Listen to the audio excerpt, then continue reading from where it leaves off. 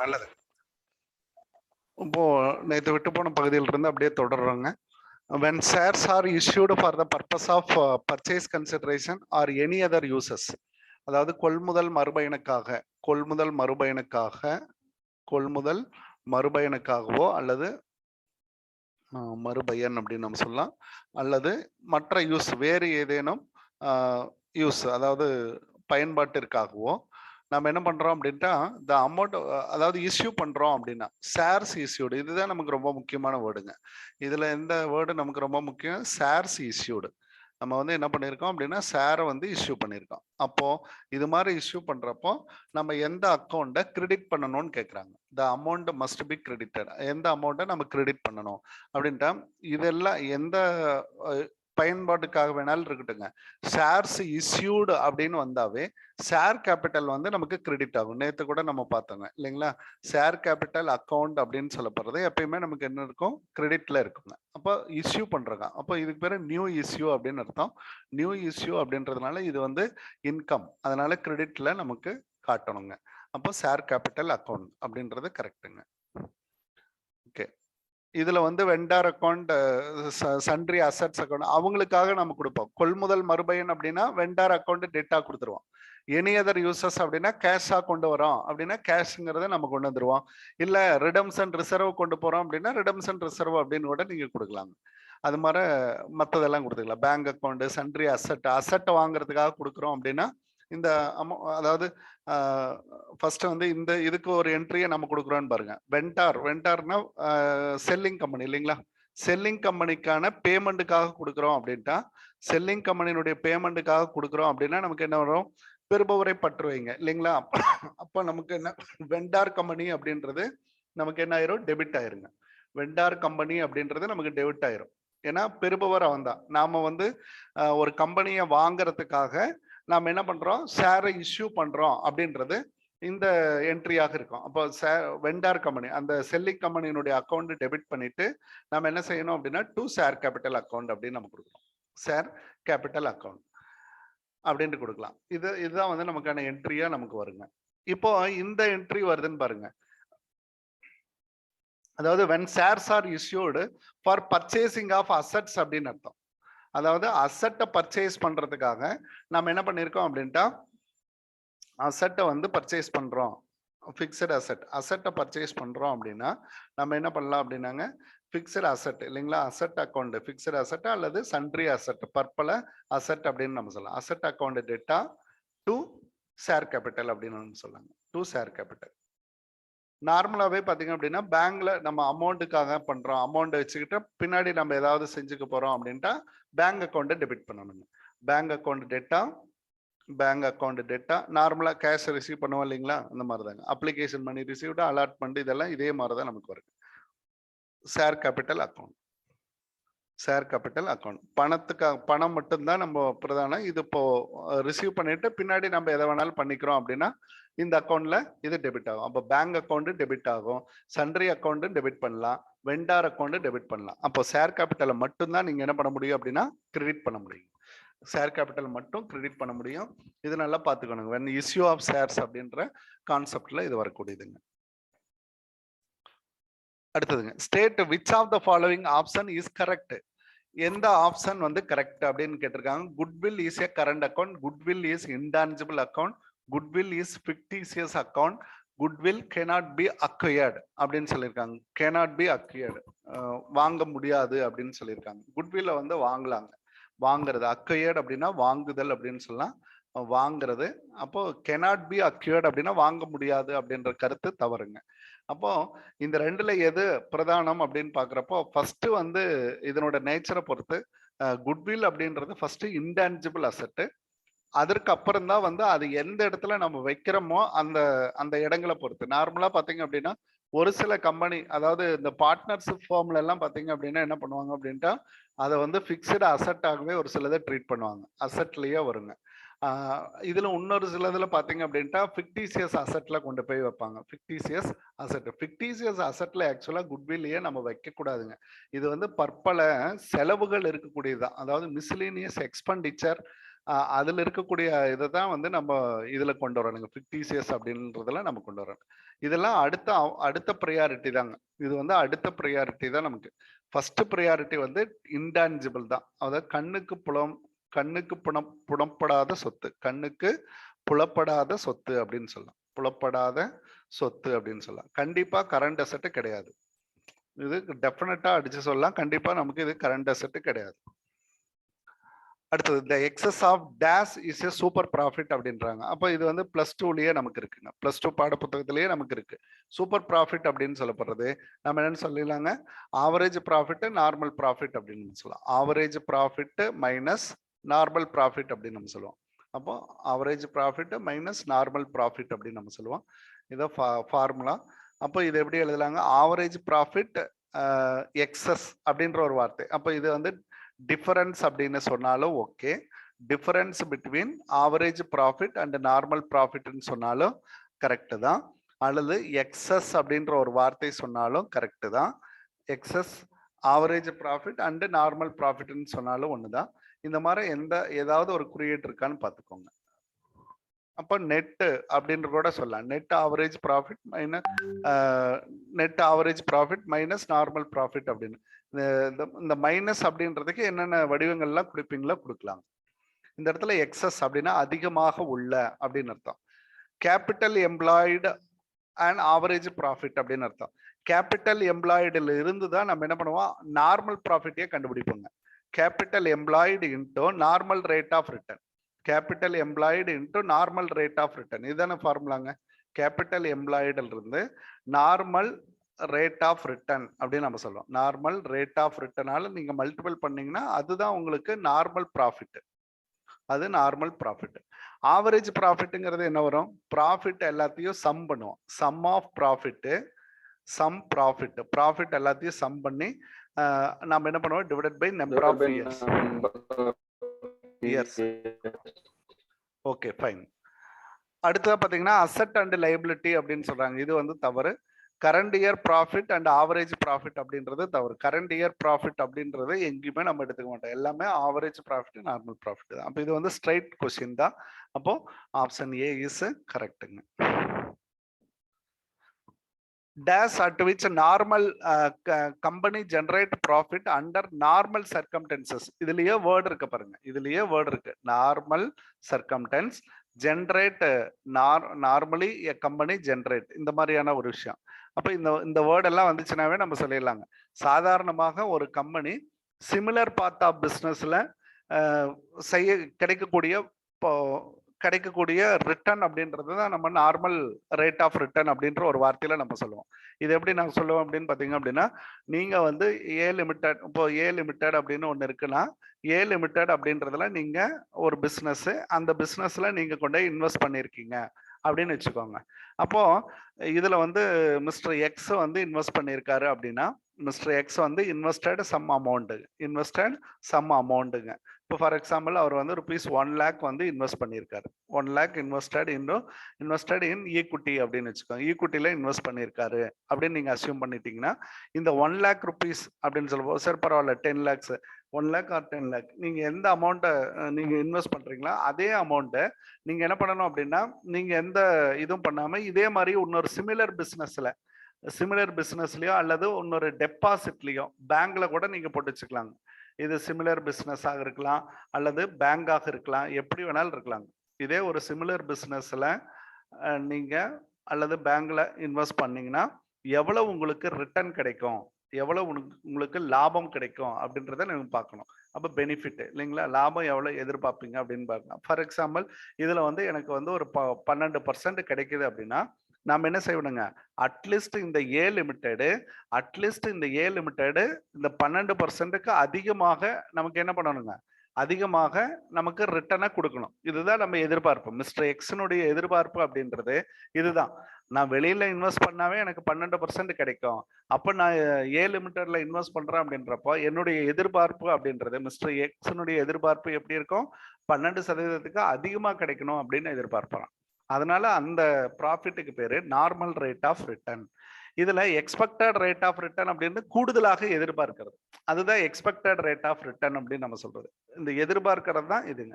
அப்ப 12% சிமிலர் பிசினஸ்ல 12% எனக்கு கிடைக்குது. அப்ப நான் என்னோட ரிட்டர்ன் வந்து அதிகமாக எதிர்பார்க்கிறேன் அப்படின்றது எக்ஸ்பெக்டட் ரேட் ஆஃப் ரிட்டர்ன் அப்படின்னு சொல்லலாம். இது பாத்தீங்கன்னா கேபிட்டலைசேஷன் மெத்தட்ல எல்லாம் இந்த மாதிரி ஃபார்முலாவெல்லாம் நமக்கு வருங்க. அதுல இருக்கக்கூடிய மெத்தட்ஸ் எல்லாம் ஒரு ரெக்கவரி பண்ணோம் அப்படின்ட்டு இது வரும். அப்போ ஒவ்வொன்றா நம்ம எடுத்துக்கிட்டே போவாங்க. ஆவரேஜ் ப்ராஃபிட் பார்த்தோம். இதை normally company generate normally circumstances சாதாரண சூழலில், அதுதான் ரொம்ப முக்கியம். சாதாரண சூழல்ல இதே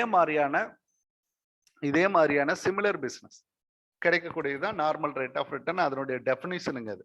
நார்மல் ரேட் ஆஃப் ரிட்டர்ன் அப்படின்றதுனுடைய definition.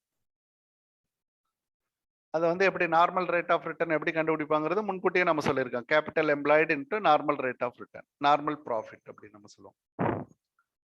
Which of the following statement is true அப்படின்னு கேட்டிருக்காங்க. ட்ரூ இது வந்து super profit, average profit minus normal profit. இது ஃபார்முலாவும் அப்படியே இருக்கு.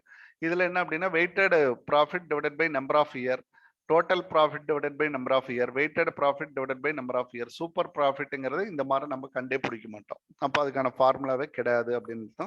இது வந்து டிஃபரன்ஸ் தான், excess over average profit and normal profit அப்படின்னு தான் சொல்லுவோம். அல்லது difference between average profit and normal profit அப்படின்னு நம்ம சொல்லலாம். அடுத்தது which of the following statement is true, இது வந்து உண்மை அப்படின்னு கேட்கலாம். இது வந்து உண்மை. எந்த ஸ்டேட்மெண்ட் ட்ரூ? அப்போ இதுல என்ன கேட்டிருக்கோம் அப்படின்னா goodwill under the annuity method அப்படின்றது average profit into present value of annuity factor. Present value of annuity factor அப்படின்றது annuity மெத்தட் அப்படின்ற ஒரு மெத்தடு இருக்கு இல்லைங்களா? அதை அந்த அடிப்படையில் இதை போட்டிருக்காங்க. இங்க என்ன சொல்றாங்க, குட்வில் அண்டர் annuity மெத்தட் அப்படின்றது average profit into present value of annuity factor. இந்த ரெண்டும் ஒரே மாதிரி இருக்கா இல்ல வேற விதமா இருக்கா? அண்டர் குட்வில் அண்டர் ரெண்டு ஆப்ஷன் ஒரே மாதிரி இருக்கு. ஏவும் சியும் ஒரே மாதிரி இருக்கிற மாதிரி இருக்கு. ஓகே, ஏதோ மிஸ்டேக் இருக்கு. Present value of annuity factor, present value of annuity factor. Okay fine. அடுத்தது goodwill under super profit method, super profit into number of year பர்ச்சேஸுங்க.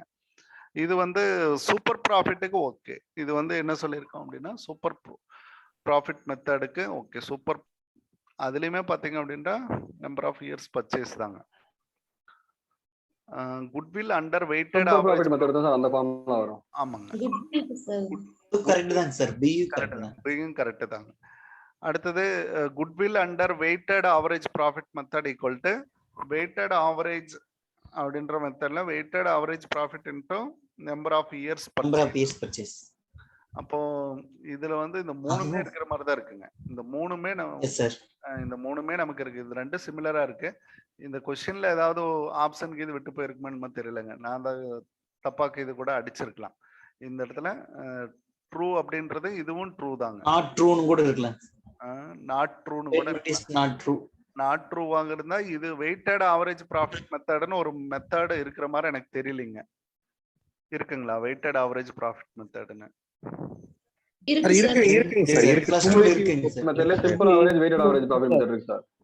Weighted average ப்ராஃபிட்னு இருக்குங்களா? Total number of weighted divided total number of weighted profit divided by total number of வெயிட்னு வரும் sir. Calculate average ப்ராஃபிட்ல ரெண்டு method இருக்கு. Simple average, weighted average. Simple average, weighted average. Simple average, weighted ஆவரேஜ்ங்களா? எதுக்கு book ஒரு வாட்டி பார்த்தலாங்க. Weighted average இருக்கு. 4th சாப்டர்ல பாருங்க சார். சரி சரிங்க. 12th புக்ல 4th சாப்டர்ல இருக்கு. ஆமாமாங்க, ஒரு சம் மட்டும் கொடுத்துருப்பாங்க. அந்த இதால மல்டிபிள் பண்ற மாதிரி இருக்கும். அவனே வெயிட் வந்து கொடுத்துருப்பான். அந்த வெயிட்டால மல்டிபிள் பண்ணி ப்ராஃபிட்ட வெயிட்டால மல்டிப்ளை பண்ணி ஓகே ஓகே கரெக்ட்டுங்க. இது வந்து வெயிட்டட் ஆவரேஜ் மெத்தட். இது வந்து அப்ப இது எல்லாமே கரெக்ட். ஏதோ ஒண்ணுல வந்து இது வந்து ராங் ஆன்சர் கொடுத்திருந்து நான் நாட் ட்ரூன்னு வேணா நம்ம கேட்டிருந்திருக்கலாம். அப்ப இந்த क्वेश्चन வந்து நம்ம என்ன பண்ணிருக்கலாம் அப்படினாங்க, இது எல்லாமே கரெக்ட். நாட் ட்ரூ தான் சார் ஆன்சர். நாட் ட்ரூ தான் இருக்கணும். அங்க ஆவரேஜ் இல்ல சார், நீங்க ரெண்டு ஆப்ஷன் கொடுத்துறீங்க சார். ஏ சி ஒரே இருக்கு பாருங்க சார். அதுல ஏதாவது மிஸ்டேக் இருந்திருக்கும். இதுல ஏதாவது ஒரு மிஸ்டேக் இருந்திருக்கும். இல்ல क्वेश्चन வந்து நாட் ட்ரூன்னு கொடுத்தா சரிங்க சார். அதான் சார், அந்த ஏ சி ரெண்டுல ஏதாவது ஒரு மாறி இருக்கும். ஆமா, நாட் ட்ரூன்னு क्वेश्चन வந்திருக்கும். ஏ சி இருக்கு பாத்தீங்களா, அதுல ஏதாவது நாட் ட்ரூன்னு இருந்தா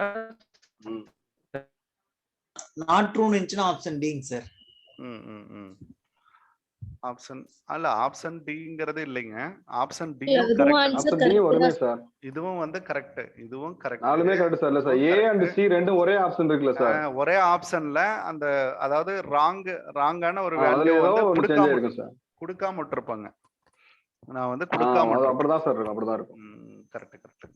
கொடுக்காம சார் விட்டுருப்பாங்க. வெயிட்டட் ஆவரேஜ் ப்ராஃபிட் ஃபார்முலா வந்து total of weighted profit divide by total of வெயிட்ஸ்ங்க சார். அப்படியா? சோ நாட் ட்ரூன்னு வந்துச்சுன்னா இது வந்து நம்மளுக்கு வராதுங்க சார். ஏன்னா இன்டூ நம்பர் ஆஃப் இயர்ஸ் பர்ச்சேஸ்னு போட்டிருக்கேங்க சார். ஒரு நிமிஷம் அது மட்டும் பாத்துறலாங்களா? சார் குட்வில் கால்குலேட் பண்ண சார் ஃபார்முலா அது. Goodwill equal to weighted average profit into number of years purchase. கரெக்ட்டா சார்? கரெக்ட் தான் சார் அது. இது கரெக்ட்டா தானங்களா? குட்வில் கால்குலேட் அதுக்கு கீழ இருக்கு பாருங்க. அந்த புக்லயே அதுக்கு கீழ இருக்கு பாருங்க. குட்வில் கால்குலேட் பண்றது பாருங்க. Goodwill correct sir. Correct sir. சரி கையில வச்சிருப்போம். பரவாயில்ல. அப்போ வந்து இது நான் என்னோட மிஸ்டேக் தான். இது ஒரு ஆப்ஷன் வந்து தவறுதலா கொடுக்கப்பட்டிருக்கு. அப்ப நாட் ட்ரூன்னு இருந்தா ஓகேங்க. ஓகே, நாட் ட்ரூ கொடுத்தா அந்த நாட் ட்ரூ வேல்யூ வந்து கொடுத்துருக்கோம். நம்ம பார்த்து வச்சுக்கலாம். சார் சொல்லுங்கம்மா. சார் குட்வில் அந்த ஆன்டி மெத்தட்ல வந்து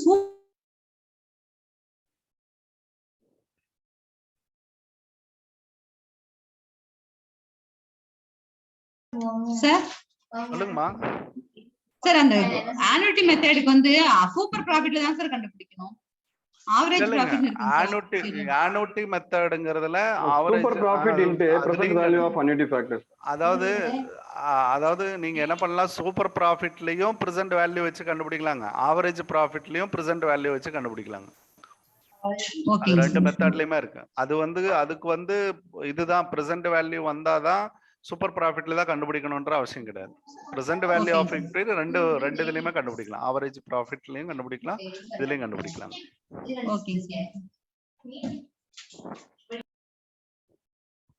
அது புத்தகங்கள்ல இருக்குங்க. அது ஆவரேஜ் ப்ராஃபிட்லயும் கண்டுபிடிக்கலாம், சூப்பர் ப்ராஃபிட்லயும் கண்டுபிடிக்கலாங்கிறது ரெஃபரன்ஸ் புக்லயும் இருக்கு. Okay, find out the value of goodwill under capitalisation method. Capitalisation method வரப்போ நமக்கு என்ன ஆகும் அப்படின்னா டிவைட் பண்ணுவோம். கேபிட்டலைசேஷன் மெத்தட் வந்துச்சுன்னா டிவைட் பண்ணுவோம். What is the formula for capitalisation method goodwill? குட்வில்லுக்கு என்ன ஃபார்முலாங்க? Average profit divided by normal rate of return. Average profit divided by normal rate of return, sir. Average total capital total into normal rate by normal rate of return into 100. Normal rate of return into 100. அதான் normal ரேட்டால நம்ம divide பண்ண வேண்டியது வரும். அப்போ இந்த இடத்துல average profit இருக்கு, normal rate of return இருக்கு. இந்த இடத்துல வந்து கேபிட்டலைசேஷன் மெத்தடுங்கிறது வந்து ஆவரேஜ் ப்ராஃபிட் அப்ப வரும், இல்ல சூப்பர் ப்ராஃபிட்னு நினைக்கிறேன். ஆவரேஜ் ப்ராஃபிட் தான் சார். இது வந்து கேபிட்டல் எம்ப்ளாய்டு சார். இந்த வேல்யூல இருந்து அசெட் கேபிட்டல் மைனஸ் பண்ணோம்னா நமக்கு குட்வில் கிடைக்கும் சார். அதாவது கேபிட்டல் எம்ப்ளாய்டுல இருந்து ஓகே இது வந்து capital 20,000 divided by 10 into 100. 20,000 divided by 10 into 100. 100. So இது பாத்தீங்கன்னா இது வந்து 2 lakhs. இது 2 lakh. இது வந்து என்ன வேல்யூங்க? அடுத்து இது வந்து நாட் ஃபார் இது வந்து கேபிட்டலைஸ்டு. இது குட்வில் கிடையாது sir. Capitalised total capitalised value sir. Total capitalised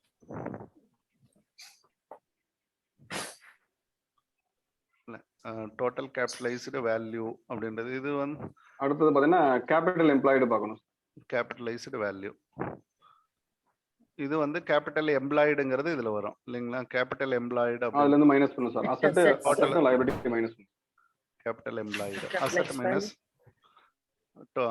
minus liability இல்லைங்களா? Asset minus liability. Okay fine.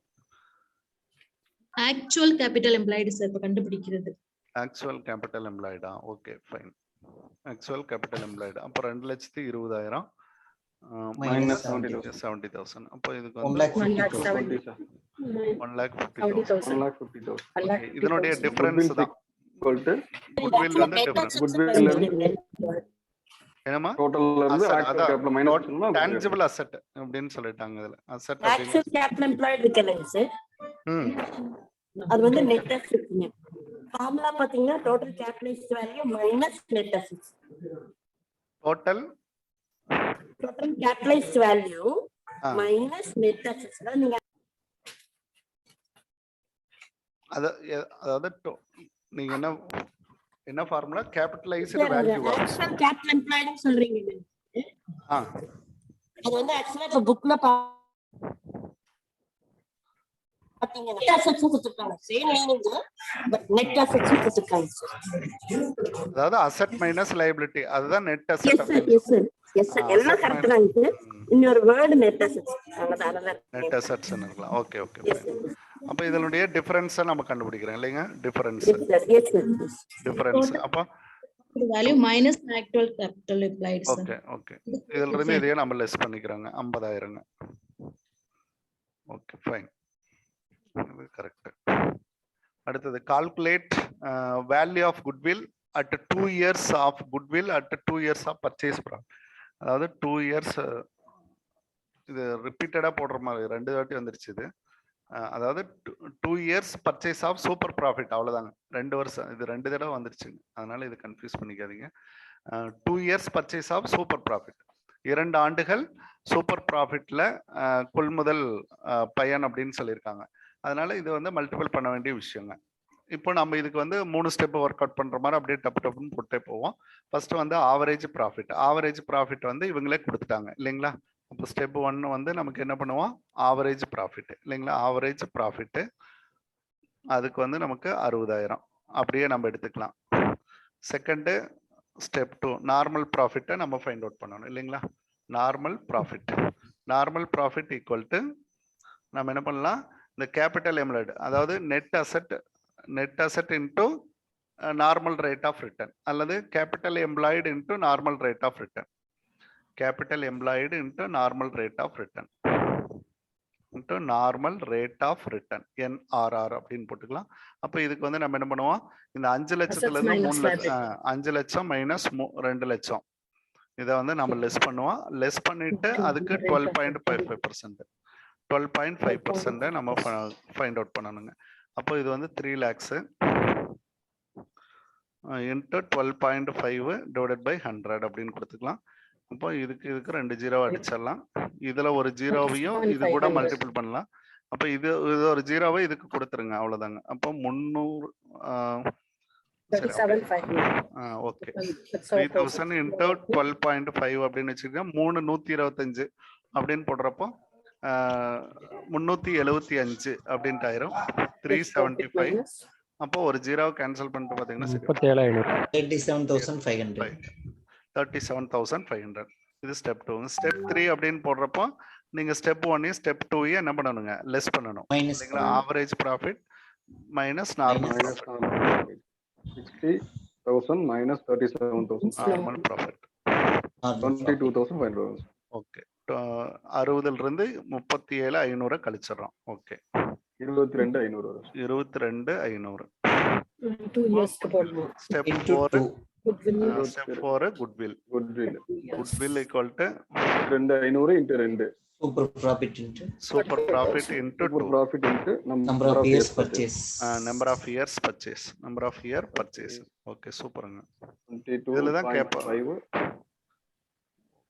22,500 into 2ங்க. into 2 45,000. 45,000. Okay. இதெல்லாம் புக்ல இருக்கு சார். ஆமா ஆமா. இந்த எக்ஸர்சைஸ் அப்படியே இருக்குங்களா? Okay fine fine. From the following information calculate value of goodwill on the basis of 3 years average profit ன்னு தான் கொடுத்திருக்காங்க. 3 years average profit. இதுல வந்து லாஸ் வந்திருக்கு இல்லைங்களா? இதுல வந்து லாஸ் வந்திருக்கு. ஃபர்ஸ்ட் ஆவரேஜ் ப்ராஃபிட் அப்படின்றப்போ நம்ம இதை மட்டும் மைனஸ்ல வச்சுக்கலாம், மற்றதெல்லாம் பிளஸ் அப்படின்னு நினைச்சுக்கலாம். ஃபர்ஸ்ட் பிளஸ் ஆட் பண்ணுங்க. அப்போ 5 8 13 13 6 19 இல்லைங்களா? பிளஸ்ல 19 மைனஸ்ல ஒரு 3000 நம்ம லெஸ் பண்ணிட்டோம் அப்படின்னா நமக்கு எவ்வளவு வருங்க? 16,000.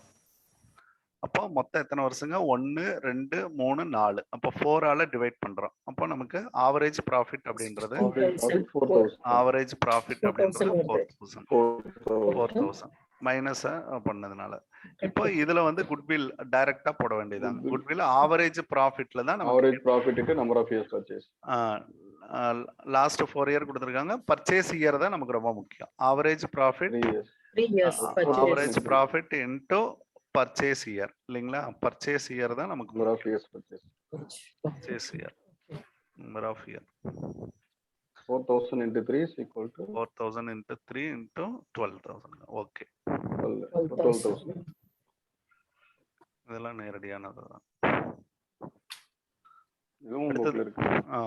சரி. From the following information relating to a partnership firm, find out the value of goodwill 3 years purchase of average profit for last 4 years என்றான். இப்போ வந்து நம்ம என்ன கேட்டிருக்கோம், பர்ச்சேஸ் ஆவரேஜ் ப்ராஃபிட்ல தான் நமக்கு கேட்டிருக்காங்க. ஏன்னா சூப்பர் ப்ராஃபிட்டுங்கிறது இல்லை அப்படின்னு சொல்லிட்டு ஆவரேஜ் ப்ராஃபிட். அப்போ இதுல வந்து ஃபர்ஸ்ட் இயர் 4 வருஷம் 1 2 3 4 இதுல எதுவும் மைனஸ் எதுவும் நமக்கு இல்லை. the business was locked after by a partner, his paid remuneration இது வந்து சொல்லியிருக்காங்க. இது வந்து ஒரு அட்ஜஸ்ட்மெண்ட் மாதிரி சொல்லியிருப்பாங்க இல்லைங்களா? paid remuneration 1,500 per year.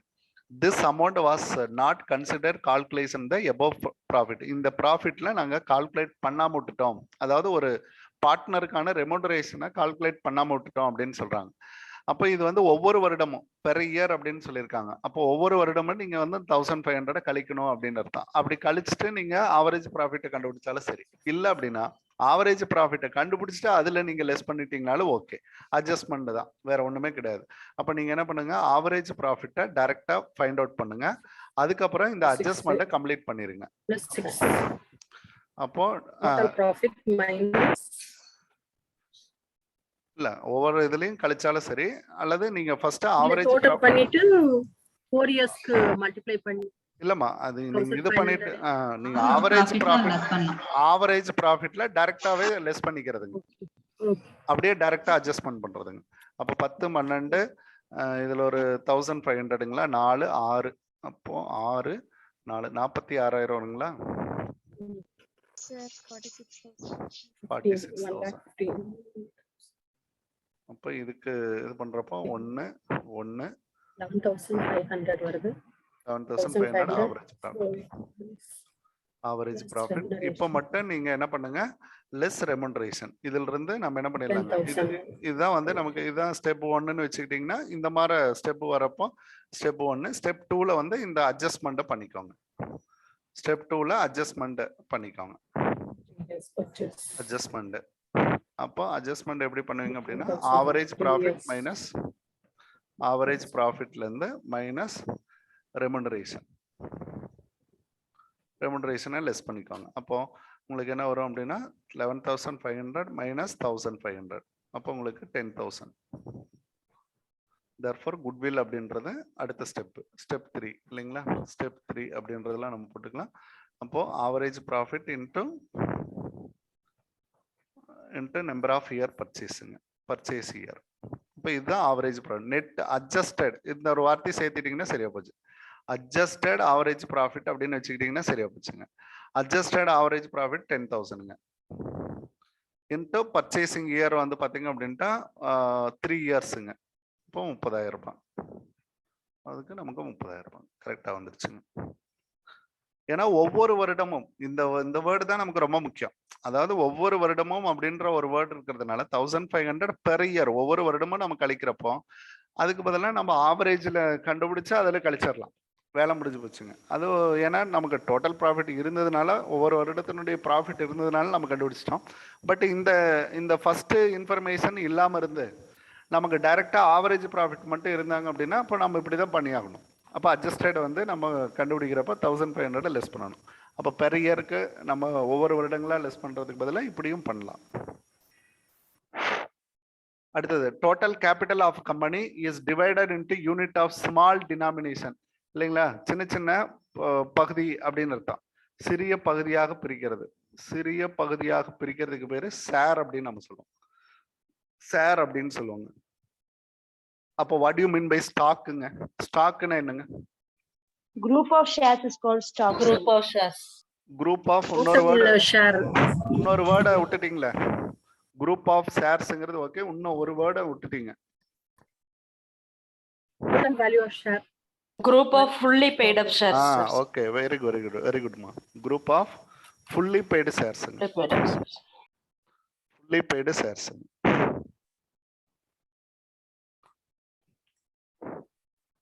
Stock அப்படின்றத நெகோசியபிள் இன்ஸ்ட்ருமெண்டா பயன்படுத்தலாமாமா? Yes sir. Yes sir. அப்போ ஃபுல்லி பெய்ட கன்வெர்ட் பண்ணி நீங்க ஸ்டாக்னு கொடுத்துட்டீங்கன்னா அது வந்து மாற்று முறை ஆவணமாக மாறுது.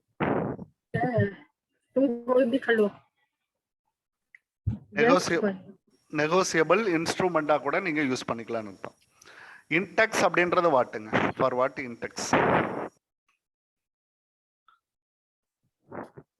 listed into listed shares. listed stock exchange. listed stock exchangeல நீங்க லிஸ்ட் பண்றது அது வந்து என்ன பண்ணிருப்பாங்க அப்படின்னா எந்த ஸ்டாக் எக்ஸ்சேஞ்சில் நீங்க வரீங்களோ அதுல வந்து நிஃப்டின்னு சொல்லுவான் அல்லது சென்செக்ஸ் அப்படின்னு சொல்லுவான். இதெல்லாம் இன்டெக்ஸ். சென்செக்ஸ் அதுல வந்து எந்த இன்டெக்ஸ்னு கூட சொல்லுவாங்க. இப்போ ஏதாவது குரூப் ஆஃப் கம்பெனியினுடைய பேர் கூட வச்சிருப்பாங்க, இண்டஸ்ட்ரியினுடைய பேர் கூட வச்சிருப்பாங்க. சென்செக்ஸ் 500, சென்செக்ஸ் 30 இந்த மாதிரி கூட சொல்லுவாங்க. இதுல நிறைய உட்பிரிவுகள் நிறைய இருக்கு. இதெல்லாமே வந்து இன்டெக்ஸ் தான். நமக்கு எந்த ஸ்டாக் எக்ஸ்சேஞ்சில் பண்றோமோ அதனுடைய இன்டெக்ஸ் அப்படின்னு சொல்லுவாங்க. லிஸ்டட் இன்டு ஸ்டாக் எக்ஸ்சேஞ்ச் அப்படின்னு சொல்லுவாங்க. டிவிடெண்ட் அப்படின்றது return of share profit. Return of share invested ஷேர்ஸுங்க. ஷேர்னுடைய இன்வெஸ்ட் பண்ண ஷேர்ஸுக்கு கிடைக்கக்கூடிய வருமானம் அப்படின்னு அர்த்தம். வருமானம் அல்லது ஆதாயம் அப்படின்னு நம்ம சொல்லுவோம். கிடைக்கக்கூடிய ஆதாயம் அப்படின்னு சொல்லுவோம். ஈக்விட்டி ஷேர் ஹோல்டருக்கு நாம கொடுக்கக்கூடிய டிவிடெண்ட் அப்படின்றது either fixed rate or not fixed ரேட்டுங்க. ஒரு குறிப்பிட்ட அளவாக இருக்குமா, எப்படி இருக்கும்? preference shareholders குறிப்பிட்டதா இருக்கும். குறிப்பிட்டது preference shareholder மட்டும் கிடையாது. equity shares rate of dividend equity shareholders கிடையாது. ஃபிக்ஸட் ரேட்டுங்கிறது கிடையாது. அது வந்து சம்டைம்ஸ் வந்து மாறி வரும். மோஸ்ட்லி பாத்தீங்க அப்படின்னா இதில் இருக்கக்கூடியதை நம்ம என்ன பண்ணுவோம் அப்படின்னு பாத்தீங்கன்னா ப்ராஃபிட் அண்ட் லாஸ்ன்னு எடுத்து வச்சுக்கோம். நம்மளுடைய கம்பெனியினுடைய வளர்ச்சி அப்படின்ட்டு வந்தாவே ப்ராஃபிட் அண்ட் லாஸுக்கு எடுத்து வச்சுக்கோம். அதுல ஒரு குறிப்பிட்ட போர்ஷன் தான் நம்ம கொடுப்போம். அந்த குறிப்பிட்ட போர்ஷன் அப்படின்னு சொல்லப்படுறது அந்த கம்பெனி 2 டிசிஷன் பண்ணுவாங்க. Either retain the profit R distribute as a profit. Financing ஃபங்க்ஷன்ல வரும். டிவிடெண்ட் ஃபங்க்ஷன் அப்படின்னு சொல்லுவாங்க ஃபினான்சியல் மேனேஜ்மெண்ட்ல. அதுல சொல்லுவாங்க, அதாவது ஒரு கம்பெனி வந்து லாபத்தை சம்பாதிக்குது அப்படின்னா அந்த கம்பெனியினுடைய லாபம் அந்த ப்ராஃபிட்டை வந்து 2 முடிவு எடுப்பாங்களா. ஒரு முடிவு என்ன அப்படின்னா பிசினஸ்ல எவ்வளவு வச்சுக்கிறது, ரீடைன்டு ஏர்னிங்ஸ் அப்படின்னு நம்ம சொல்லுவோம். ரீடைன்டு ஏர்னிங்ஸ்ல எவ்வளவு வச்சுக்கிறது, அடுத்தா வந்து டிவிடெண்டா எவ்வளவு டிஸ்ட்ரிபியூட் பண்ணலாம் அப்படின்னு சொல்லுவாங்க. டிவிடெண்ட் டிஸ்ட்ரிபியூஷன் எவ்வளவு அப்படின்றத ஃபைண்ட் அவுட் பண்ணுவாங்க. அப்போ ஒரு கம்பெனி வந்து 100% ரீடைன்டு ஏர்னிங்ஸ் அப்படின்னு சொன்னான்னு பாத்துக்கோங்க. அப்போ என்டையர் ப்ராஃபிட்டையும் என்ன பண்ணிடுவான், ரிசர்வா கிரியேட் பண்ணிடுவான். ப்ராஃபிட் அண்ட் லாஸ் அக்கௌண்ட்டுக்கு டிரான்ஸ்ஃபர் பண்ணிட்டு கம்மிடுக்குவான். அப்போ நம்மளுடைய ரிசர்வ் அண்ட் சர்ப்ளஸ்ல ப்ராஃபிட் அண்ட் லாஸ் அக்கௌண்ட்ல ஆட் ஆகி நிற்கும். அவ்வளவுதாங்க. அப்போ 100% ரீடைன்டு ஏர்னிங்ஸ். அப்போ எல்லா ப்ராஃபிட்டையும் ஒரு கம்பெனி வந்து ரீடைன் பண்ணி வச்சுக்கிறேன். என்ன பர்பஸ்க்காக ரீடைன் பண்ணி வச்சுக்குவாங்க, நாம வருங்காலத்துல ஏதாவது ஒரு பெரிய ஃபேக்டரி ஒன்று எக்ஸ்பான்ஷன் பண்ண போறோம் அல்லது வேறு விதமான பிசினஸுக்கு உள்ள நம்ம போக போறோம் அப்படின்றப்போ அந்த ஷேர் ஹோல்டருக்கு வந்து பிற்காலத்துல என்ன ஆகும் அப்படின்னு பாத்தீங்கன்னா அவங்களோட ஷேர் பிரைஸ் வந்து மார்க்கெட்ல ரைஸ் ஆகும். அதாவது கிரீன்ஃபீல்டு ப்ராஜெக்ட்ஸ் புதுசா ப்ராஜெக்ட்ஸா போறது அப்படின்னு அர்த்தம். அப்போ வந்து அவங்களோட மார்க்கெட் பிரைஸ் பர் ஷேர் வந்து இன்க்ரீஸ் ஆகும். அதனால நம்ம என்ன பண்ண தேவையில்லை, கொடுக்கவே தேவையில்லைங்க. ரீடைன்டு ஏர்னிங்ஸே தேவையில்லை அப்படின்னு நம்ம சொல்லலாம். அல்லது சம்டைம்ஸ் என்ன பண்ணுவாங்க, ரீடைன்டு ஏர்னிங்ஸ்ல ஒரு 50%, அதே மாதிரி டிஸ்ட்ரிபியூட் ஆஸ் 50% கொடுக்கலாம் அப்படின்னு சொல்லி டிசைட் பண்ணுவாங்க. இதுதான் டிவிடெண்ட் டிசிஷன் அப்படின்னு சொல்லப்படுறது. வெதர் இட் இஸ் 50% ப்ராஃபிட்டை வந்து டிஸ்ட்ரிபியூட் பண்ணிட்டு 50% ப்ராஃபிட்டை வச்சுக்கலாம் அப்படின்னு சொல்லுவாங்க. இந்த மாதிரி இந்த டிவிடெண்ட்ல 2 டைப் ஆஃப் டிவிடெண்ட் இருக்கு. ஒன்னு என்ன அப்படின்னு பாத்தீங்கன்னா ஃபைனல் டிவிடெண்ட், இன்னொன்னு பாத்தீங்க அப்படின்னா இன்ட்ரியம் டிவிடெண்ட். ரெண்டு வகையா இருக்கா. இன்ட்ரியம் இடைக்கால பங்காதாயம் அப்படின்னு சொல்லுவோம். இடைக்கால பங்காதாயம் இது வந்து இறுதி பங்காதாயம் இல்லைங்களா, இறுதி பங்காதாயம். இன்ட்ரியம் டிவிடெண்ட் அப்படின்றத என்ன சொல்லுவீங்க, what do you mean by interim dividend? Interim dividend அப்படின்றதுக்கு டெஃபினிஷன் சொல்லுங்க பார்க்கலாம். It is called between ரெண்டு two final annual dividend general இடையில meeting. கொடுக்குறது. In between the final. எப்படி வந்து Two final dividend. Interim meeting அப்படின்னு சொல்றீங்க இல்லையா, இன்டீரியம் மீட்டிங் அப்படின்னு நீங்க சொல்றதுக்கு அப்படியே Internal audit. இன்டர்னல் ஆடிட் இல்ல இன்ட்ரியம் ஆடிட் அப்படின்ற அதுல சொல்ற மாதிரி இதுக்கு நீங்க டெஃபினிஷன் சொல்லலாம். அதான் in between of two annual final dividend, ரெண்டு ஃபைனல் டிவிடெண்டுக்கு இடைப்பட்ட ஒரு பங்காதாயத்தை கொடுக்குது. இது எதுக்காக கொடுப்பாங்க அப்படின்னு பாத்தீங்கன்னா, நம்பர் 1 வந்து ஷேர் ஹோல்டர்ஸை அப்படியே நீங்க ரீடைன் பண்ணி வச்சுக்கிறது. நம்பர் 1 எதுக்காக அப்படின்னா, மார்க்கெட்ல எல்லாமே உங்க ஷேரை வந்து விற்கிறதுக்கு தயாராகிட்டே இருக்காங்க அப்படின்னா, திடீர்னு இந்த மாதிரியான ஒரு ஆப்ஷன் வந்து நீங்க அனௌன்ஸ் பண்ணலாம். அனௌன்ஸ் பண்ணீங்க அப்படின்னா உங்களுக்கு என்ன ஆகும் அப்படின்னா, ஓ நமக்கு ப்ராஃபிட் வந்துருச்சு, நம்ம விற்க வேண்டாம் வச்சுக்கலாம் அப்படின்ட்டு வச்சுப்பாங்க. நம்பர் 1. நம்பர் 2 என்ன அப்படின்னு பார்த்தீங்க அப்படின்னா, சாட்டிஸ்ஃபேக்ஷன் லெவல் வந்து அவங்களுக்கு கொஞ்சம் கீழே போயிட்டே இருக்கிறப்போ நம்ம ஒரு போனஸ் கொடுக்குற மாதிரி, இன்ட்ரியம் டிவிடெண்ட் அப்படின்னு சொல்லப்படுறது லைக் அ போனஸ். இன்ட்ரியம் டிவிடெண்ட் வந்து யார் அனௌன்ஸ் பண்ணுவாங்க அப்படின்னு பார்த்தீங்க அப்படின்னா, போர்ட் ஆஃப் டைரக்டர்ஸை அனௌன்ஸ் பண்ணலாங்க. இதுக்கு வந்து not required for the share holders மீட்டிங்ல கேட்கக்கூடிய இது வந்து தேவையில்லைங்க. அதாவது ஷேர் ஹோல்டர்ஸ்னுடைய ஒப்பீனியன் வந்து தேவையில்லை. இன்ட்ரியம் இடைக்கால பங்காதாயம் அனௌன்ஸ் பண்றதுக்கு போர்ட் ஆஃப் டைரக்டர்ஸ்க்கு அதிகாரம் இருக்குங்க. ஃபைனல் டிவிடெண்ட் அப்படின்றத வந்து எங்க கொண்டு வருவாங்க அப்படின்னு பாத்தீங்கன்னா, at the time of annual மீட்டிங்ல தான் அனௌன்ஸ் பண்ணுவாங்க. ஆனுவல் மீட்டிங்ல தான் ஃபைனல் டிவிடெண்டை அனௌன்ஸ் பண்ணுவாங்க. இடைக்கால பங்காதாயம் அப்படின்றத இவங்களே அதாவது போர்ட் ஆஃப் டைரக்டர்ஸ்க்கு இதுக்கு வந்து அதிகாரம் இருக்கு, அவங்களே வந்து இது பண்ணிக்கலாம். போர்ட் ஆஃப் டைரக்டர்ஸ்க்கு அதிகாரம் இருக்குங்க. ESOP stands for employee stock option plan. அப்படின்னா என்னங்க ESOP? Employee stock option plan. இதுல என்ன உங்களுக்கு புரியுது? இந்த வேர்டுல உங்களுக்கு என்ன புரிஞ்சிருக்கு அப்படின்னு கேட்குறேன். ஸ்டாக் ஆப்ஷன் பிளான் அதாவது உங்களுடைய எம்ப்ளாயி எல்லாம் நீங்க என்ன பண்ணிக்கலாம் அப்படின்ட்டா, கன்வெர்டட் இன்டோ எம்ப்ளாயி எல்லாம் நீங்க என்ன பண்ணலாம், கன்வெர்டட் இன்டோ ஷேர் ஹோல்டரா நீங்க மாத்திட்டே இருக்கலாம். ஷேர் ஹோல்டரா ஸ்வெட் ஷேர்ஸ் அப்படின்னு சொல்றீங்களா, ஸ்வெட் ஷேர்ஸ் அப்படின்னு நம்ம சொல்லுவோம். அந்த கான்செப்ட்ல தான் இந்த ESOP அப்படின்றது நமக்கு வருது. திடீர்னு ஒன்றும் இல்லைங்க, நம்ம கம்பெனியில வந்து போனஸ் கொடுக்க முடியல அப்படின்ற ஒரு சுச்சுவேஷன் இருக்கிறப்போ நீங்க என்ன பண்ணலாம், அவங்களுக்கு ஸ்டாக் ஆப்ஷன் கொடுக்குறேன் அப்படின்னு கூட நீங்க சொல்லலாம். அல்லது ஒரு குறைவான ரேட்டு கொடுக்குறேன், நீங்க எங்களோட ஷேர்ஸை வாங்கிக்கோங்க அப்படின்னு கூட சொல்லலாம். அப்போ இது எல்லாமே வந்து ஸ்டாக் ஆப்ஷன் பிளான் தாங்க. இது எல்லாமே ஸ்டாக் ஆப்ஷன் பிளான்ல தான் நம்ம ஓனர் ஆப்ஷன் பிளான் கிடையாது, ஆப்ஷன் ப்ராசஸ் கிடையாது, இது கிடையாது. இதுதான் இருக்கு ஸ்டாக் ஆப்ஷன் பிளானுங்கிறது. ஸ்வெட் ஷேர்ஸ்ல இருந்து வரக்கூடியதான்.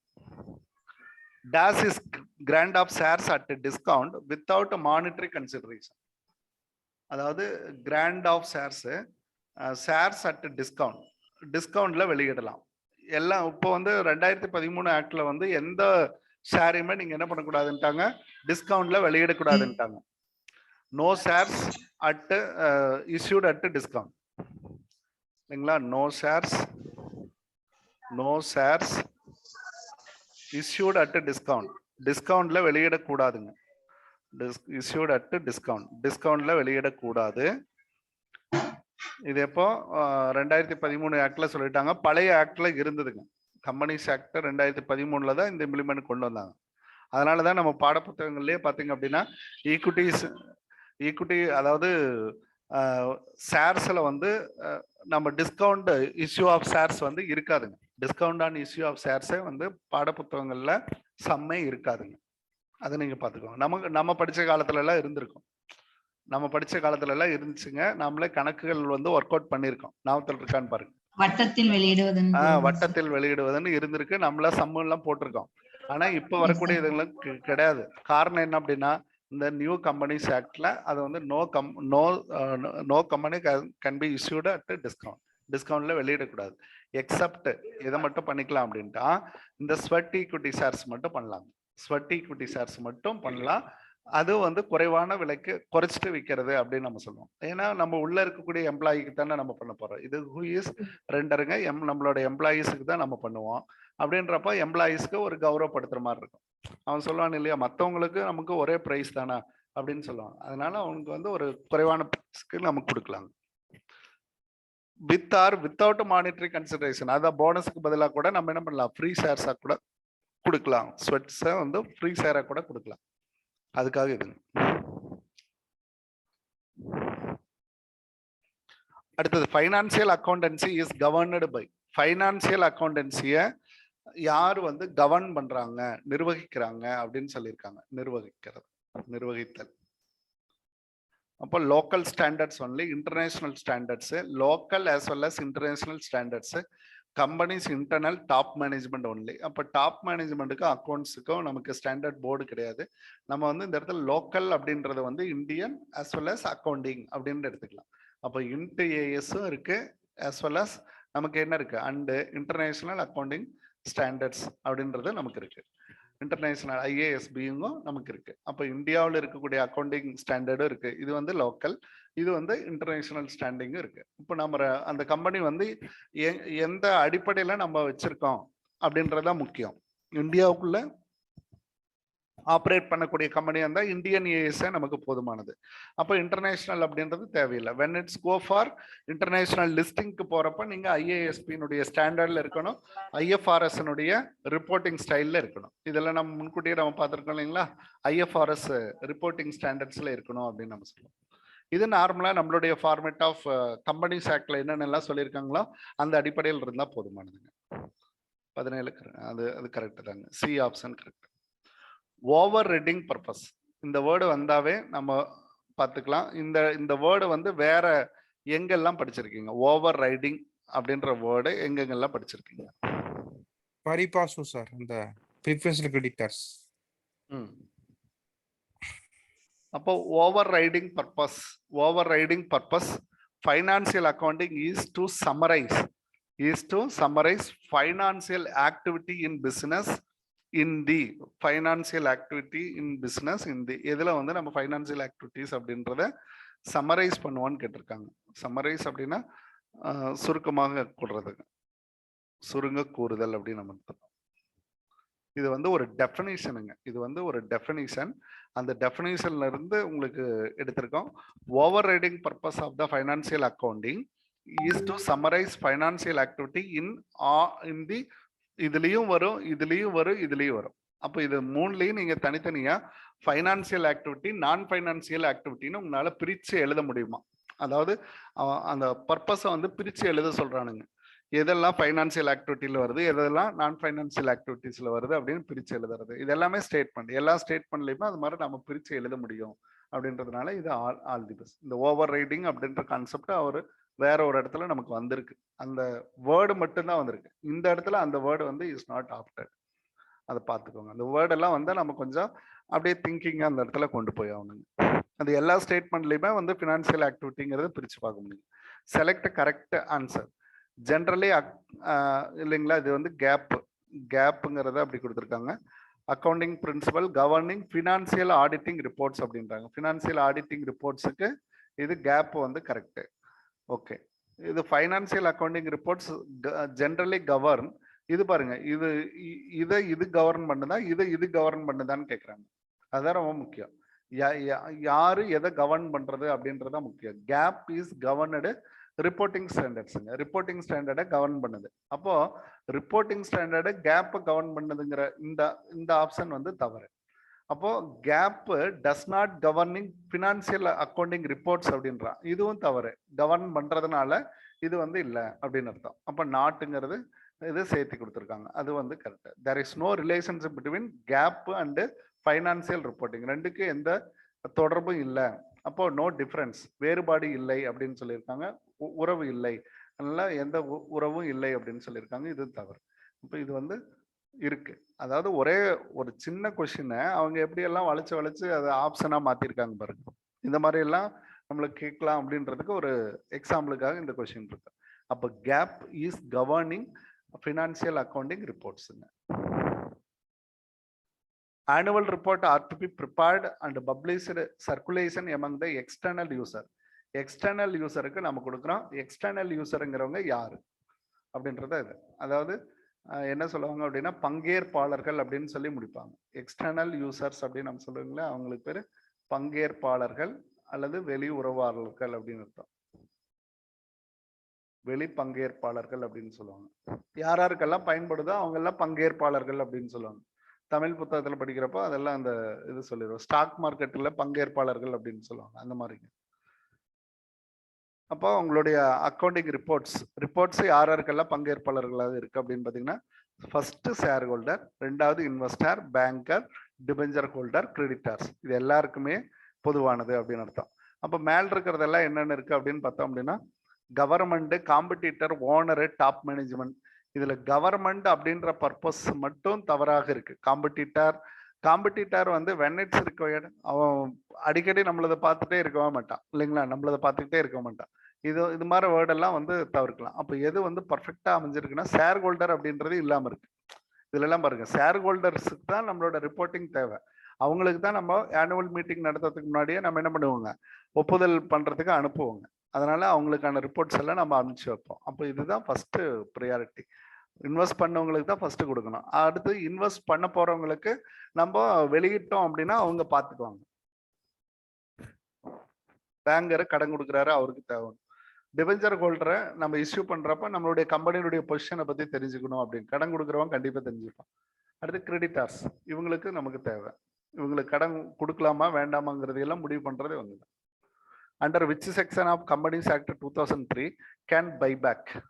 இது நல்லாவே பண்ணியிருக்கீங்க. பைபேக்குங்கிறது 68வது செக்ஷன். இதை பத்தி தனியாவே ஒரு இது நடத்தியிருக்கோம். நாம பைபேக் அப்படின்றதுக்கு ஒரு தனி இது போட்டிருக்கோம். பைபேக் ஆஃப் ஷேர்ஸ், ஓன் ஷேர்ஸை பைபேக் பண்ண முடியும் செக்ஷன் 68 கீழே. அதுல ஃப்ரீ ரிசர்வை யூஸ் பண்ணிக்கணும் அப்படின்னு நம்ம சொல்லுவோம்.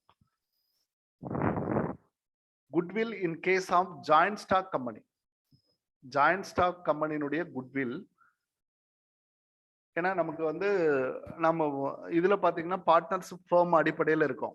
எதுலைங்க, நமக்கு பாட புத்தகங்கள்ல வந்து பார்ட்னர்ஷிப் ஃபார்ம்ல குட்வில் கொடுத்துருப்பாங்க. டிஆர்பியினுடைய சிலபஸ் பாத்தீங்க அப்படின்னா அக்கௌண்டிங்ல கொண்டு போய் வச்சிருக்காங்க. கார்பரேட் அக்கௌண்டிங்ல லிக்விடேஷன் இதுக்கப்புறம் தான் வச்சிருக்காங்க. அப்படின்னா கம்பெனிஸினுடைய குட்வில் அப்படின்றத மனசுல வச்சுக்கோங்க. அதனால ரெண்டு இதுலயும் வரும், நீங்க காமனா பாத்துக்கணும். ப்ராப்ளம் அப்படின்றது வந்து எல்லாத்துலயுமே ஒண்ணுதான், கம்பெனில போட்டாலும் ஒண்ணுதான், அதுல போட்டாலுமே ஒண்ணுதான். பட் இங்க ஜாயிண்ட் ஸ்டாக் கம்பெனிலயும் அந்த குட்வில்ங்கிற கான்செப்டை நம்ம படிக்கணும் அப்படின்றத மனசுல வச்சுக்கோங்க. அதனால இந்த பாட புத்தகங்கள்ல, அதாவது ரெஃபரன்ஸ் புக்ல எல்லாம் பாத்தீங்கன்னா ஜென்ரலா தான் கொடுத்துருப்பாங்க. கம்பெனிஸ் அப்படின்ற ஆஸ்பெக்ட்ஸ்ல தான் இருக்கும்.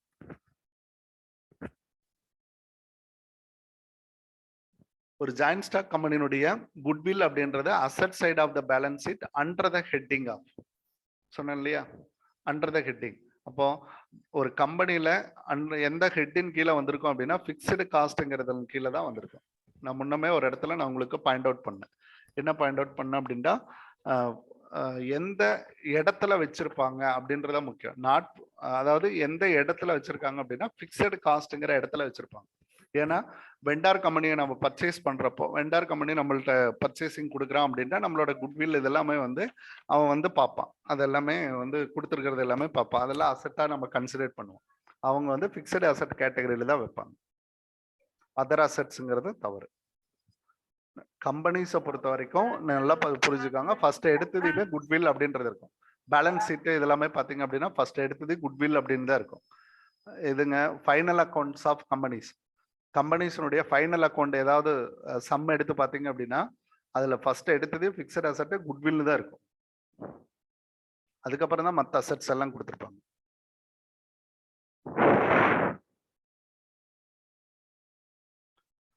அடுத்தது if shares are bought back, அப்போ பை பேக் அப்படின்றத பாட் பேக் அப்படின்னு இருக்கு.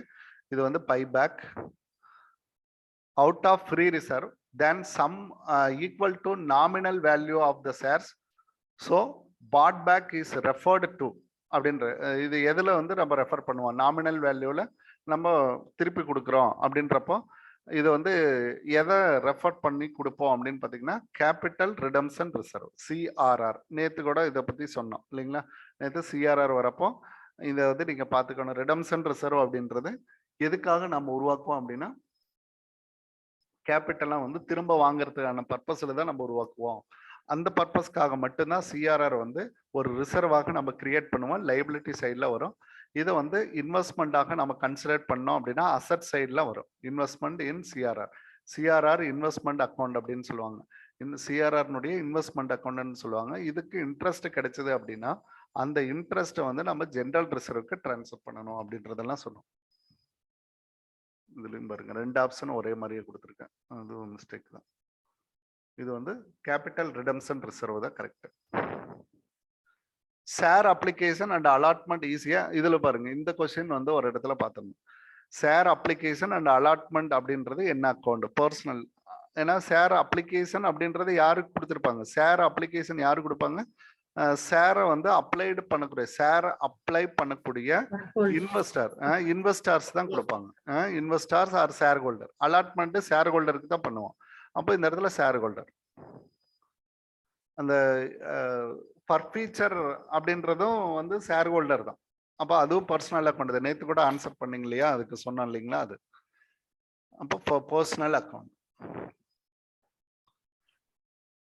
According to section 52 of the Companies Act, amount collected as a premium on securities cannot be utilized. இதெல்லாம் வந்து டைரக்ட் கொஸ்டின் ஏற்கனவே நமக்கு கேட்டிருக்காங்க. ஷேர் பிரீமியத்தை வந்து எதுக்கு நம்ம யூட்டிலைஸ் பண்ணக்கூடாது அப்படின்னு சொல்லி கேட்டிருக்காங்க. நாம அதுல இருந்து இவங்க ஒரு படி மேல போயிட்டு என்ன பண்றாங்க, செக்ஷன் 52ல என்ன சொல்லப்பட்டிருக்கு அப்படின்னு சொல்லி கேட்கறாங்க. அப்போ இது இப்படியெல்லாம் கேட்கறப்ப நம்ம என்ன பண்ணிடுறோம், உண்மையாவே ஏதோ இருக்க மாட்டிருக்கு, நாம தான் தப்பா யோசிக்கிற மாட்டிருக்கு, நம்மளை கன்ஃபியூஸ் பண்ணிடும். அதனால நீங்க எதை பத்தியும் யோசிக்காதீங்க. இந்த கம்பெனிஸ் ஆக்ட்ல எல்லாம் வந்து அந்த ஆக்ட் நம்பர் அப்படின்றது வந்து ஸ்பெசிஃபைடா உங்களுக்கு தெரியல அப்படின்னா கூட நீங்க என்ன பண்ணுங்க அப்படின்னா பின்னாடி இருக்கிறத நல்லா பாத்துக்கணும். ஷேர் பிரீமியம்னு ஒண்ணு கலெக்ட் பண்றோம். அந்த ஷேர் பிரீமியமை நம்ம எந்த பர்பஸ்க்காக மட்டும்தான் யூஸ் பண்ணணும் அப்படின்னா ஷேர்னுடைய பர்பஸ்க்காக மட்டும்தான் யூஸ் பண்ணணும். அப்போ என்னென்ன பர்பஸ்ல எல்லாம் வந்து நம்ம வச்சிருக்கோமோ அந்தந்த பர்பஸ்ல எல்லாம் தான் யூஸ் பண்ணணும். ஷேருக்குடைய பர்பஸ். அப்போ ஷேருக்கான கலெக்ட் பண்ணக்கூடிய அந்த ஷேர் கேபிட்டலை போனஸ் ஷேருக்கு நம்ம யூஸ் பண்ணலாம். போனஸ் ஷேர்ல ஷேர் பிரீமியத்தை நீங்க யூஸ் பண்ணலாம். அப்ப நல்லா பாருங்க. அப்போ போனஸ் ஷேரை வெளியிடுறோம், அதுக்காக நம்ம பயன்படுத்தலாம். Issue of fully paid bonus share வரப்போ இது வந்து ஃப்ரீ ரிசர்வ் அப்படின்னு சொல்லிட்டு இதையும் நம்ம என்ன பண்ணிக்கலாம், ரிசர்வுக்கு டிரான்ஸ்ஃபர் பண்ணிக்கலாம். Free reserve to meeting preliminary expenses. Preliminary expenses அப்படின்னு சொல்லப்படுறது எதுங்க, தொடக்க கால செலவு இல்லைங்களா. தொடக்க கால செலவு. தொடக்க கால செலவுங்கிறது தொடக்க காலத்துல ஏற்படக்கூடிய செலவு அப்படின்னு சொல்லப்படுறது. இது யாருக்காக ஏற்படுத்தப்படுதுங்க, ஷேர் ஹோல்டருக்காக தான் ஏற்படுத்தப்பட்டது. ஏன்னா அவங்க தானே தோற்றுவிக்கணும். அப்போ அவங்க தான் real owner of the company. அப்போ அதனால ஏற்படக்கூடிய செலவுகளை ரைட் ஆஃப் பண்றதுக்கும் நீங்க பயன்படுத்திக்கலாம். அப்போ ப்ரிலிமினரி எக்ஸ்பென்சஸை மீட் அவுட் பண்றது. அல்டிமேட்டா பாத்தீங்க அப்படின்னா ஷேர் ஹோல்டர் ஷேர் கேபிட்டலினுடைய பாயிண்ட் ஆஃப் வியூல தான் வருது. For funding scheme buyback securities provision under section 68. இது அடிக்கடி நம்ம சொல்லிட்டே இருக்கோம், அதனால பார்த்து வச்சுக்கணும். பைபேக்னாவே 68வது செக்ஷன் அப்படின்றத ஞாபகத்தில் வச்சுக்கோங்க. பைபேக் ஆஃப் செக்யூரிட்டி பண்றப்போ ஃப்ரீ ரிசர்வ் அப்படின்ற ஒரு வார்த்தையை யூஸ் பண்ணுவாங்க. ஃப்ரீ ரிசர்வ் அப்படின்னு சொல்லுவாங்க. அப்போ வந்து இந்த ஷேர் தொடர்பான எல்லாத்தையுமே வந்து நம்ம ஃப்ரீ ரிசர்வா கன்வெர்ட் பண்ணிக்கலாம். ரிடம்ஷன் ரிசர்வ் அப்படின்னு கொண்டு வந்துட்டு அதில் இருந்து நம்ம ரிடம்ஷன் பண்ணிட்டு வரலாம் அப்படின்ட்டு. ஆனா பர்ச்சேஸ் ஆஃப் பிக்ஸ்டு அசெட் அப்படின்றத நம்ம கொண்டு வரக்கூடாது. இதுதான் ரொம்ப முக்கியம். இந்த விஷயம் தான் நமக்கு வரக்கூடாது அதுல. ஏன் அப்படின்னா ஷேருக்கு மட்டும்தான் நம்ம பண்றோம் அப்படின்னா ஷேருக்குடைய விஷயங்களுக்கு மட்டும்தான் மறுபடியும் ஃபர்தர் இஷ்யூக்கு தான் நீங்க அதை பயன்படுத்தணும் அப்படின்னு நம்ம சொல்லுவோம். ஆனா பட் பிக்ஸ்டு அசெட்டை வாங்குறதுக்கு ஷேரை இஷ்யூ பண்ணலாம். ஆனா ஷேர் பிரீமியத்தை யூட்டிலைஸ் பண்ணக்கூடாது. நல்லா புரியுதான்னு பாருங்க. Share issued when it's purchase of fixed asset, அது வந்து பாசிபிள். அதை வந்து பிக்ஸ்ட் அசெட்டை வாங்குறதுக்காக நம்ம முனைவத்தை பயன்படுத்தக்கூடாது. அதுதான் ரொம்ப முக்கியமான பாயிண்ட். இதுல amount collected cannot be utilized. இந்த மாதிரி எல்லாம் வந்து நம்ம ரவுண்ட் பண்ணி வச்சுக்கிறோம் இல்லைங்களா.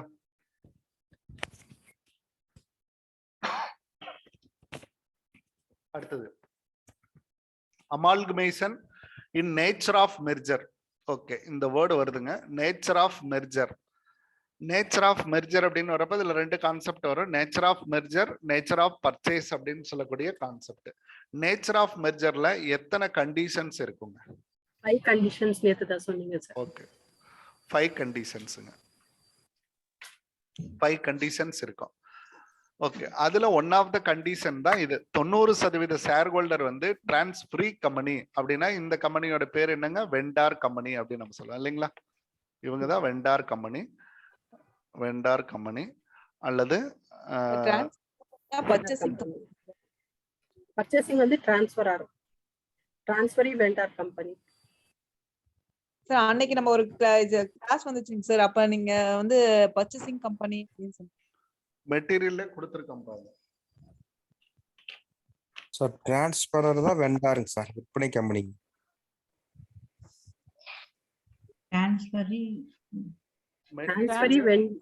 கம்பெனி அதுலதான் வந்து அந்த கன்ஃபியூஸ் வந்துங்க. கடைசியா வந்து தெளிவு பண்ணோம். அது உங்களோட இதுல அப்சார்ப்ஷன்லயே வந்து கொடுத்துருக்காங்க இந்த கண்டிஷன்ல. டிரான்ஸ்பிரார் வந்து வெண்டார் இல்லைங்க, கரெக்ட். அப்போ இது வந்து டிரான்ஸ்பிரார் தான் வெண்டார் கம்பெனி. நான் வந்து தப்பா போடுறேன். டிரான்ஸ்ஃப்ரீ அப்படின்னா பர்ச்சேசிங் கம்பெனி தான், correct. Transfer seller, transfer purchaser. Okay okay. Purchase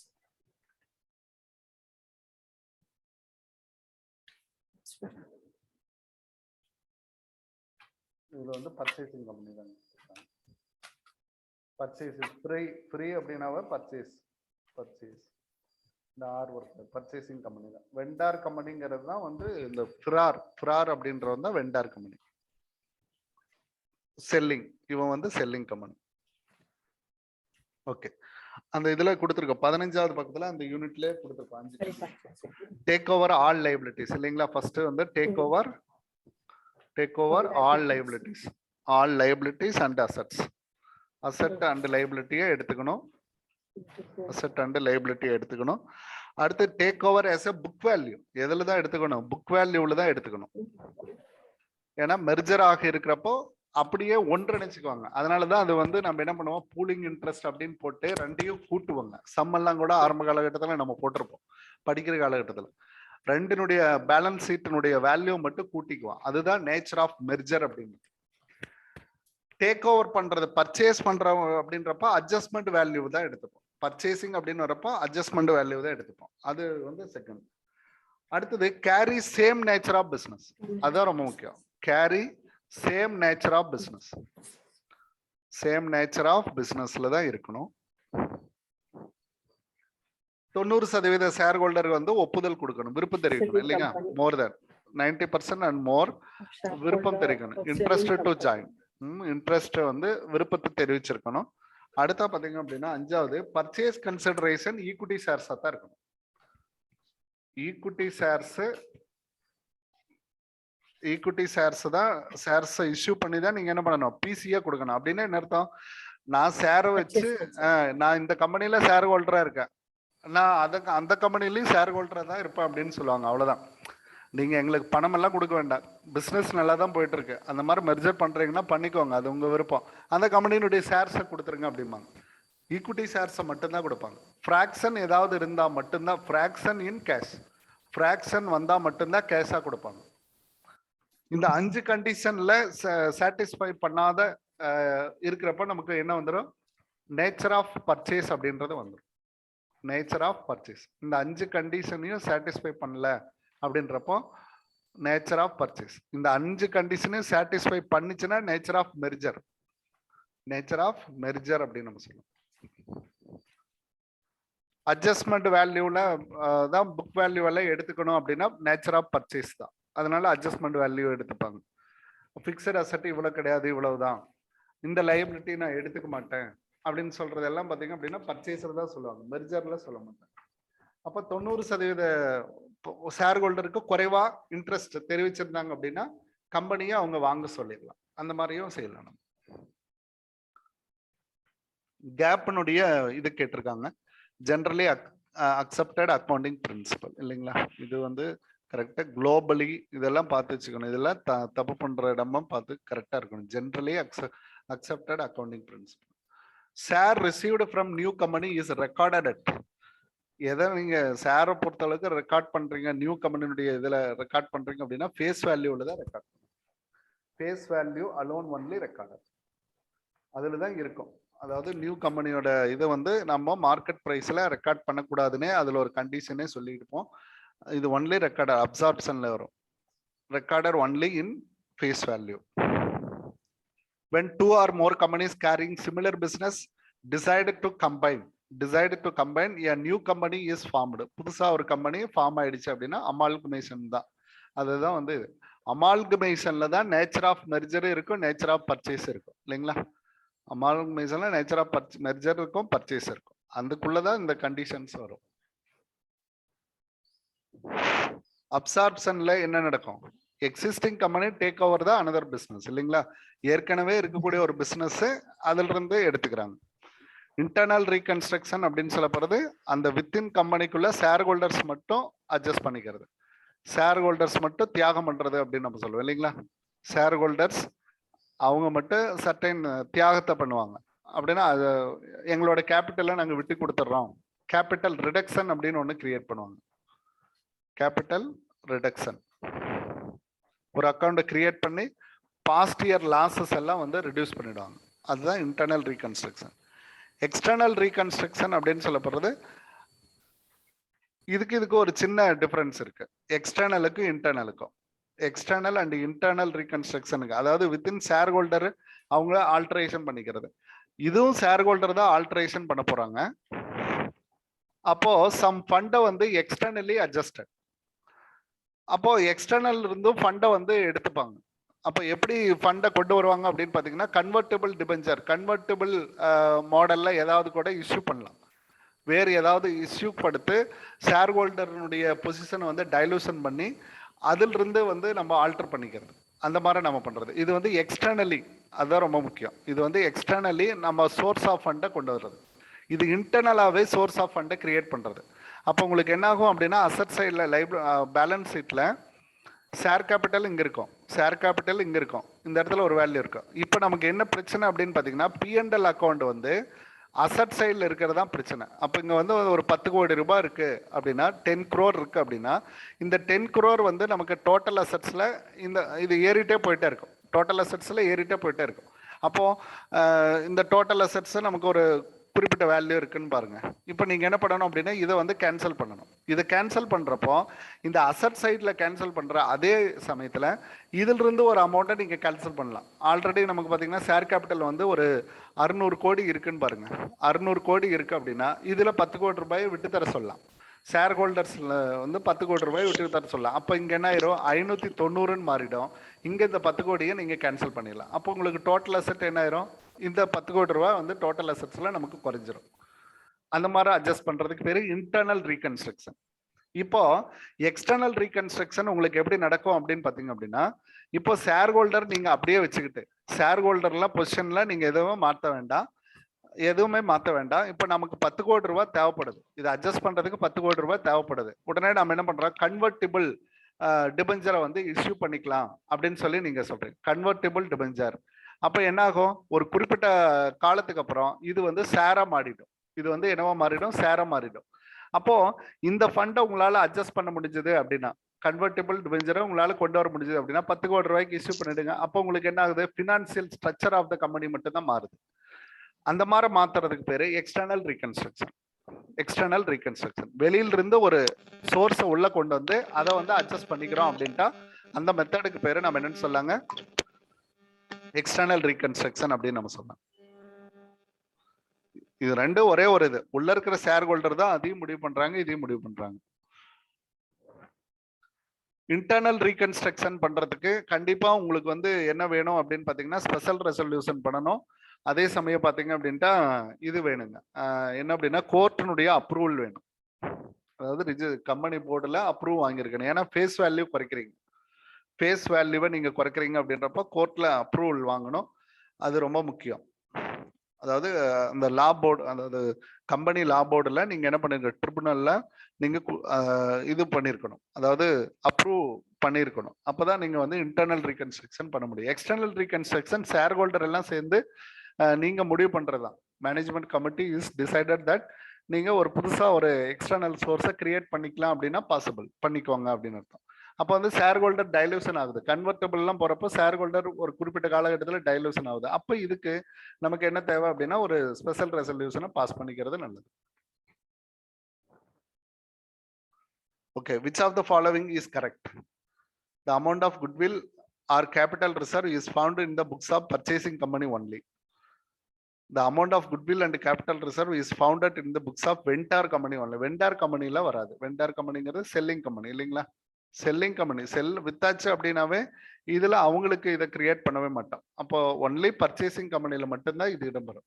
only purchasing company. இதுக்கு வந்து இந்த ஜேர்னல் என்ட்ரியை வந்து ஒரு வாட்டி படிச்சுக்கோங்க அப்படின்னு சொல்லியிருக்கேன்.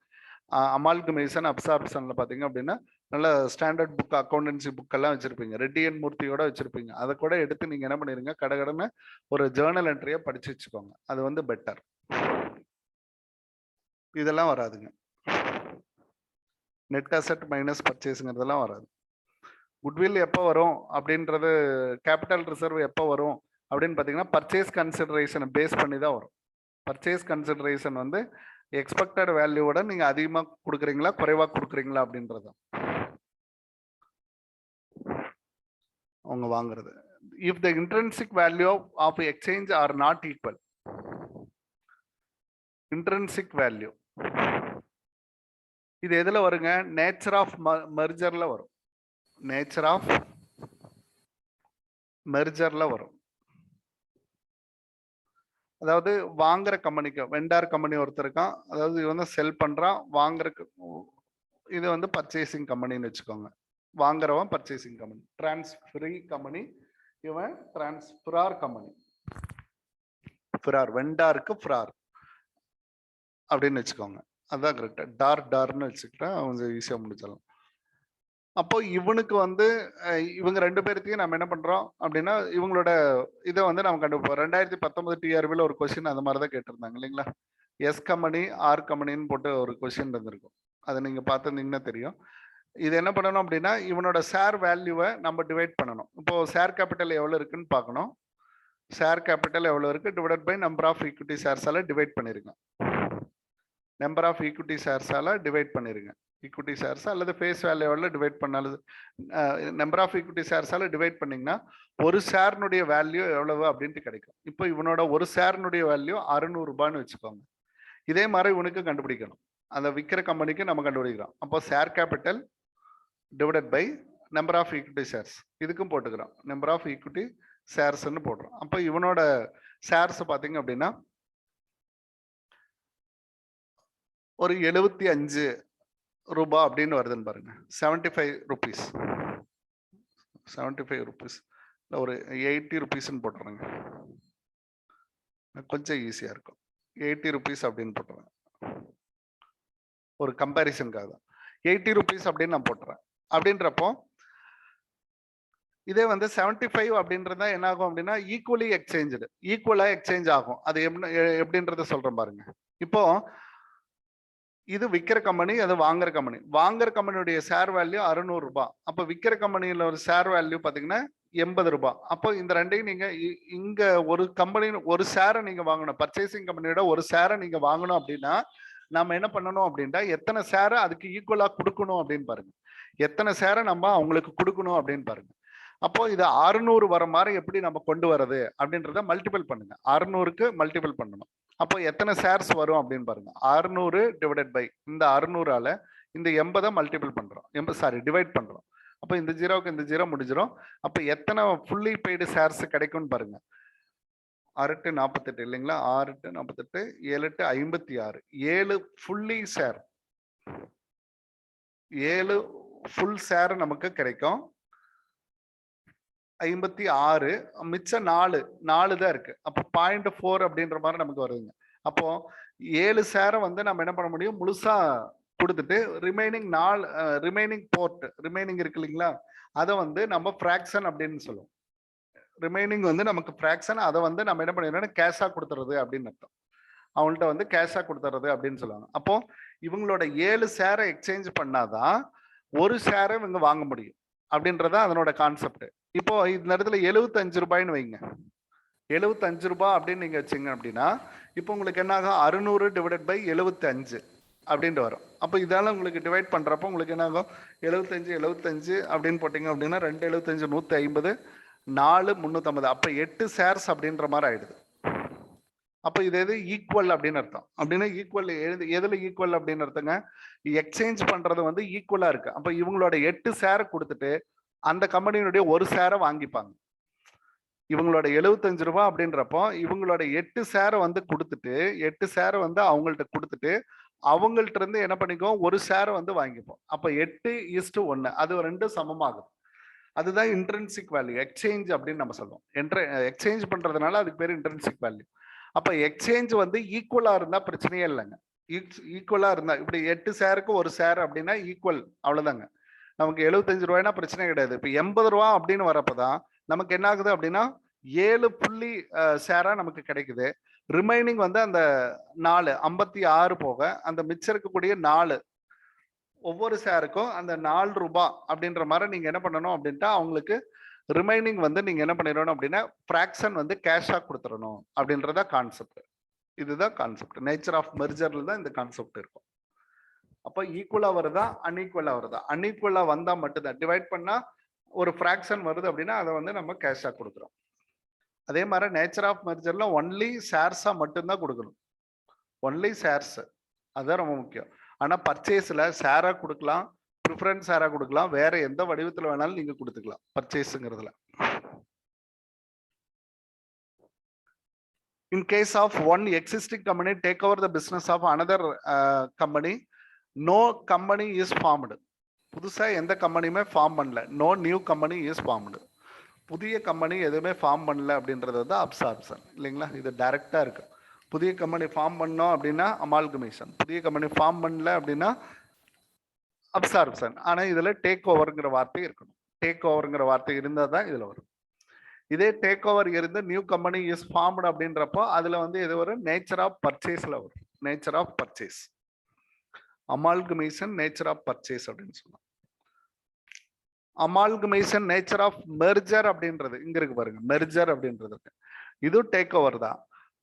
ஆனா நியூ கம்பெனி ஃபார்ம் ஆகல, நியூ கம்பெனி ஃபார்ம் ஆகல அப்படின்னு அர்த்தம். ஆனா மெர்ஜர்ல 5 கண்டிஷன் சாட்டிஸ்ஃபை பண்ணணும், 5 கண்டிஷன் சாட்டிஸ்ஃபை பண்ணணும். ரீகன்ஸ்ட்ரக்ஷன்ல 2 டைப், எக்ஸ்டர்னல் இருக்கு, இன்டர்னல் இருக்கு. எக்ஸ்டர்னல் இருக்கு, இன்டர்னல் இருக்கு. ஓகே, இது வரைக்கும் இருக்கட்டுங்க. ரிமைனிங் பார்ட்டை நம்ம ஃபர்தர் கிளாஸஸ்ல நம்ம பார்ப்போங்க. Any other clarification needed? Please ask.